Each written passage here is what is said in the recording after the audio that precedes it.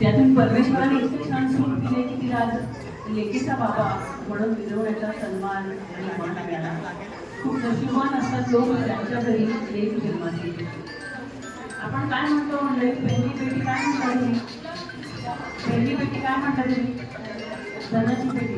तुम्ही काय म्हणता मंडळी? पहिली पेटी धनाची पेटी.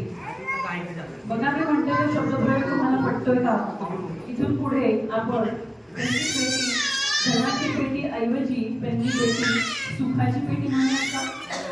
कारण पैशाच्या रूपानं धनाच्या रूपानं येणारं सुख येतं आणि कधी जातं, पण लेकीच्या रूपानं असणारं सुख हे कायमस्वरूपी आपल्या सोबत असतं. तिच्या इच्छा आकांक्षा पूर्ण करतानाच ते आपल्याला सुख मिळतं. यासाठी पहिली पेटी सुखाची पेटी. प्रत्येक ठिकाणी मी जेव्हा जेव्हा जाते तिथे माझा हाच नारा असतो, पहिली पेटी सुखाची पेटी. माझ्या अंगणात लेकीचं येणं लाख मोलाचं सुख. अंगणात माझ्या लेकीचं माझ्या घरी जन्म येणं. आम्हा घरी लेक आम्ही भाग्यवान एक. हसुतीचं अंगणी जणू चांदण घरात.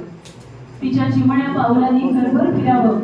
तिच्या पैंजणाच्या नादात आम्ही मात्र सारा शीण विसरावं. थकून जेव्हा बाबा घरी येतो तेव्हा तिने माझ्या मिठीत विसावा घ्यावा आणि आईकडे पाहून हळूच मला बाबाच आवडतो असंही म्हणावं. आणि हे मात्र तिच्या आईनं माझ्यापेक्षा जास्त आनंदाने म्हणावं. माझ्या घरी लेकीचं येणं भरभरून सुखाचं देणं. रोजचाच तो शिणवता सगळं विसरून माझ्या घरासाठी आता मी नव्या उमेदीनं जगावं. किती थकून आलो तरी तिच्याकडे पाहताना आता मी या जन्मावर या जगण्यावर पुन्हा पुन्हा शतदा प्रेम करावं असं माझ्या घरी लेकीचं येणं. असं माझ्या लेकीचं पाऊल माझ्या गाडीवर असावं. तिच्या पावलांनी माझ्या घरभर फिरावं. परक्याचं धन असलं माझ्या काळजाचा तुकडा असावं.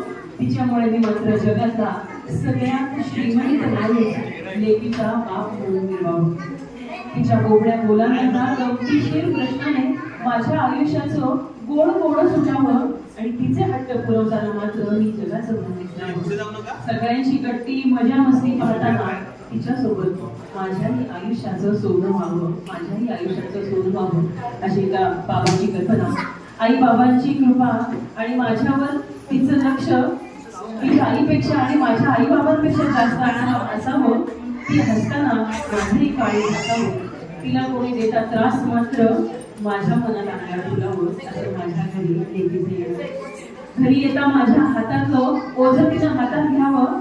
आलास का बाबा असं म्हणत अलगद मिठीत येऊन हळूच कानात चॉकलेट टाकावं.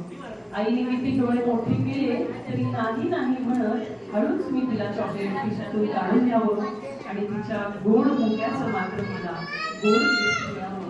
माझ्या घरी लेकीचं येणं असे समर्थ आणि साधू अशी अंगणात आलेली गोड तिला आज आपण एक छान नाव देऊया.